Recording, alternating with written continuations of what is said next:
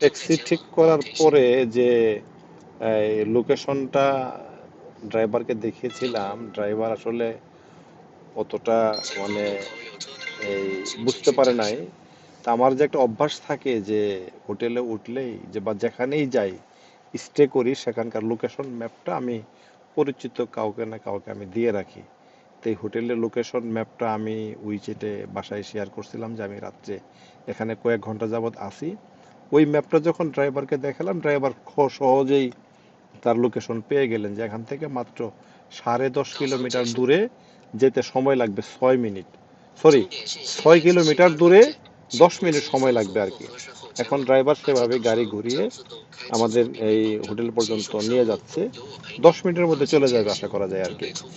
তো এই লোকেশন রাখাটা খুব জরুরি, কারণ এই দেশের আপনার এই আমার যেহেতু এমবি শেষ হয়ে গেছে, আমি যে রুমিং করে নিয়ে আসছিলাম, রুমিং এই কিছুক্ষণ আগেই, যদিও আমার এমবি আছে কিন্তু টাইমিং ডিউরেশনে আমাকে প্রায় 6 ঘন্টা আগেই বন্ধ করে দিছে আমার রুমিংটা। গ্রামীণ ফোনের এই একটা বিষয় যে আপনার থাকবে, ডাটা থাকবে, কিন্তু রুমিং করে নিয়ে আসলে তারা একদিন আগেই বন্ধ করে দেয়। তারা আমার রুমিং এর ডাটা থাকার পরেও বারবার মেসেজ দিচ্ছে যে you can buy I roaming internet আর কি।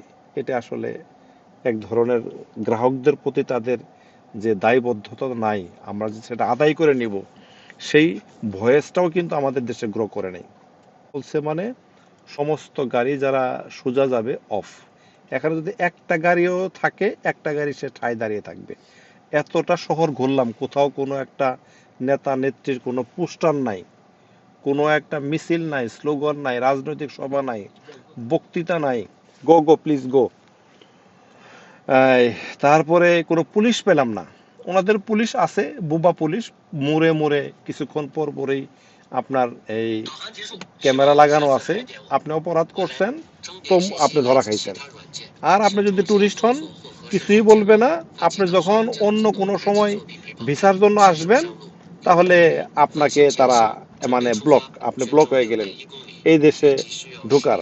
কারণ আপনার এই এয়ারপোর্টে ঢোকার সময় তো আপনার ফেস ক্যামেরা নিয়ে নিচ্ছে, আপনার হাতের ছাপ নিয়ে নিচ্ছে। তার মানে আপনি তাদের শৃঙ্খলার মধ্যে আপনি চলে আসলেন। এখন আপনি শৃঙ্খলা হবেন কি হবেন না, এটা আপনার বিষয়।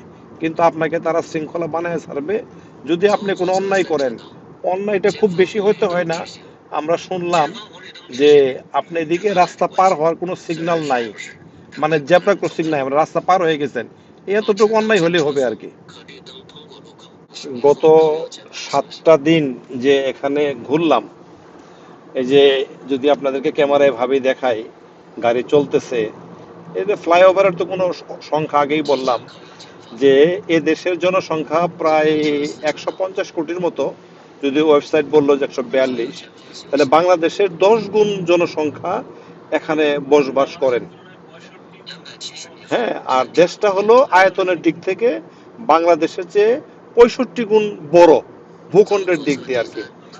হ্যাঁ, 65টা বাংলাদেশের যে আয়তন, একটা চায়নার ঠিক একই আয়তনে। যে এত বড় একটা দেশ কি সুন্দরভাবে, কি সুশৃঙ্খলভাবে পরিচালিত হচ্ছে, এখানে মানুষ অপরাধ করার কথা চিন্তাও করে না।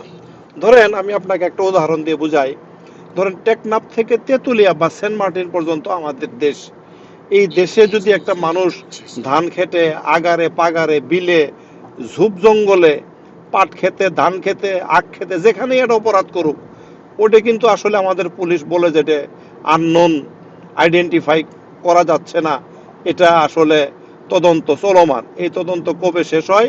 সাগর উনি মারা গেছে, তার ছোট বাচ্চা এখন যুবক হয়ে গেছে, সে তদন্ত এখনো শেষ হয় নাই, এরকম বিষয় আমাদের দেশে চলে। আর এই দেশে এরকম একটা অপরাধ যেখানেই করুক, যে প্রান্তেই করুক, ওই অপরাধীকে ধরে ফেলা এদের সময়ের ব্যাপার মাত্র আর কি। এটা সেই সময়ের ব্যাপার, আবার কিন্তু সেই ওরকম না যে 24 ঘন্টার মধ্যে ধরতেছি, 24 ঘন্টাই। এদের দেশের প্রতিটা আনাচে কানাচে, যেটা নাগরিকরাও জানে না, তাদের দেশকে নিরাপত্তা নিশ্চিত করার জন্য এইভাবে তারা এআই ক্যামেরা লাগায় রাখছে আর কি। আর এখানে আপনি যদি অপরাধ করেন, ধরেন তারা কৃষকরা এই গ্রামের মধ্যে মারামারি করছে, কৃষকরা গ্রামের মধ্যে মারামারি এই করছে। তো যদি মারামারির ধরনটা যদি অনেক বড় হয়, তাহলে দুইটা ঘটনা ঘটবে, তার যে ন্যাশনাল এনআইডি কার্ড আছে এবং তার যে আপনার পাসপোর্ট আছে, সেই পাসপোর্ট অনুযায়ী তার বিদেশ যাত্রা বন্ধ হবে যদি বড় অপরাধ হয়। বিদেশ যাত্রা বন্ধ হবে কেন? মানে তাদের দেশের কোনো অপরাধীকে তারা অন্য দেশে যেতে দিবে না। গিয়ে যদি সে দেশেও অপরাধ করে, তাহলে তো মনে করেন দেশের বদনাম হবে, দেশের সুনাম বৃদ্ধি পাবে না, এই দেশটা কলঙ্কিত হবে, তারা এটা হতে দিবেন আর কি। তার পাসপোর্ট ব্লক হয়ে গেল, ইন্টারন্যাশনাল ফ্লাইট এসে উঠতেই পারবে না। আর সেকেন্ডলি যদি অপরাধের পরিমাণ যদি ছোট হয়, নির্দিষ্ট পরিমাণ সময়ের জন্য তার ডোমেস্টিক ফ্লাইট বন্ধ থাকবে। এবং শুনলাম যে অনেক ক্ষেত্রে নাকি তার আপনার বুলেট ট্রেনেও সে চড়তে পারবে না, মানে তাকে শাস্তির পরিমাণে কিভাবে নিয়ে আসে। আর আমাদের দেশে ভাই, এ দেশটার পরিবর্তন দরকার। দেশটা আমাদের, আমাদের দেশের জনসংখ্যা পৃথিবীর সব দেশে গিয়েই পরিবর্তন করতেছে, আমরা পারবো না কেন? আমরা একটা বলিষ্ঠ সৎ যোগ্য নেতৃত্ব চাই, দেশটাকে চেঞ্জ করতে চাই, ব্যবসা বাণিজ্য পরিকাঠামো এবং সরকারি কর্মকর্তাদের জবাবদিহিতার মধ্যে আনতে চাই। আমরা যারা ব্যবসায়ী, যারা বিভিন্ন সেক্টরে ব্যবসা করতে চাই, ব্যবসা দিয়ে যারা এই দেশকে আমরা সম্পদ গড়তে চাই, রাজস্ব আহরণ করতে চাই, আমাদেরকে আসলে সুযোগ দেওয়া উচিত সৎভাবে ব্যবসা করার জন্য। ব্যবসায়ীদেরও জবাবদিহিতার মধ্যে নিয়ে আসবে, তাদের যে পরিকাঠামোর মধ্যে। কথা বলতে বলতে প্রায় হোটেলের কাছাকাছি চলে আসছি। দেখেন, সারাটা হোটেল যে রাস্তা যে আসলাম, কোনো একটা নেতার ছবি কিন্তু দেখি নাই, কোনো একটা নেতারেও দেখা পাই নাই যেখানে জটলা আছে, পুলিশকেও দেখা পাই নাই। যে অপরাধ হচ্ছে, ট্রাফিক থামাবে, পুলিশ লাগবে, এই লাগবে সেই লাগবে, সেটা সম্ভব হয় নাই আর কি। আমরা আমরা চলে আসছি, সে যে ড্রাইভার সাহেব দেখিয়ে দিলেন যে এই হোটেল আপনাদের। আপনাকে thank you, we are coming from Bangladesh, thank you. সিএসি আমরা ভাড়া দিয়ে দিলাম, ওনারা থ্যাংক ইউ, বাই বাই, এইটুকু খুব ভালো বলতে পারে আর কি। Bye bye.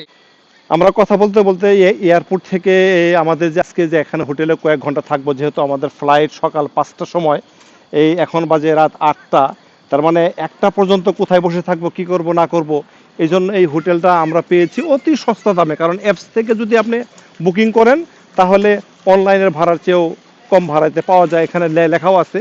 এইদিকে শহরের কাছাকাছি আশেপাশে অনেক দোকানপাট আছে, যাতে আগে আমরা জানতাম না।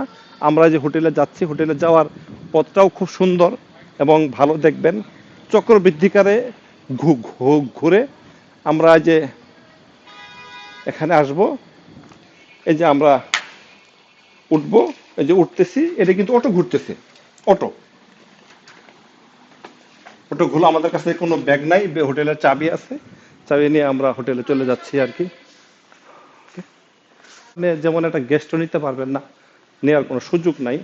আর এই যে খাবার সাপ্লাই যখন আমাদেরকে দিল, খুব রোবট দিয়ে চমৎকার ভাবেই আমাদের রুমে আমরা যাব। ধন্যবাদ। এই বাইরে কোনো লোক এখানে উঠতে পারবে খুব অসম্ভব বিষয় আসলে আর কি।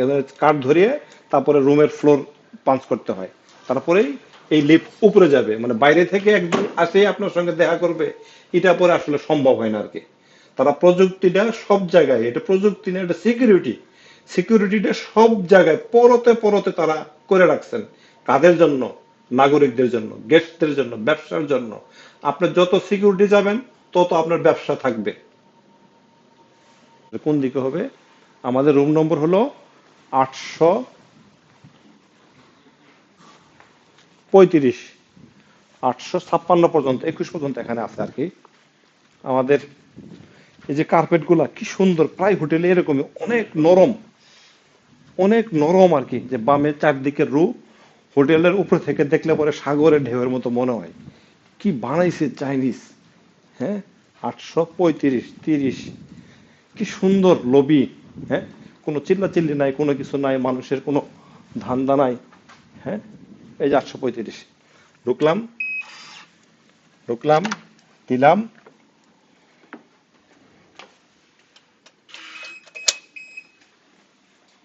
এই যে লাইট জ্বলে গেল। আমাদের প্রিয় মুহিব ভাই কিছুক্ষণ আগেও এখানে ছিলেন, ওনাকে বিদায় দিয়ে আসলাম, উনি চলে গেলেন। আমরা এখানে খেলাও দেখলাম, ভাই চলে গেলেন। রুমটা আসলে মনে হচ্ছে একদমই ফাঁকা হয়ে গেছে আসলে আর কি। আসলে যতক্ষণ আপনার বিশ্বাস, যতক্ষণ আপনার মনের মধ্যে, দেহের মধ্যে রুটা আছে, ততক্ষণই আপনি চলতে পারেন। ততক্ষণই মানুষের সঙ্গে ভালো ব্যবহার, গুডউইল, সৌন্দর্য সবকিছু ধরে রাখা উচিত। ধন্যবাদ আমার প্রিয় সহকর্মী, ছোট ভাই, বন্ধু সাইফুলকে, যে কষ্ট করে ভিডিওটা করলো আর আমাকে সুযোগ দেওয়ার জন্য আর কি।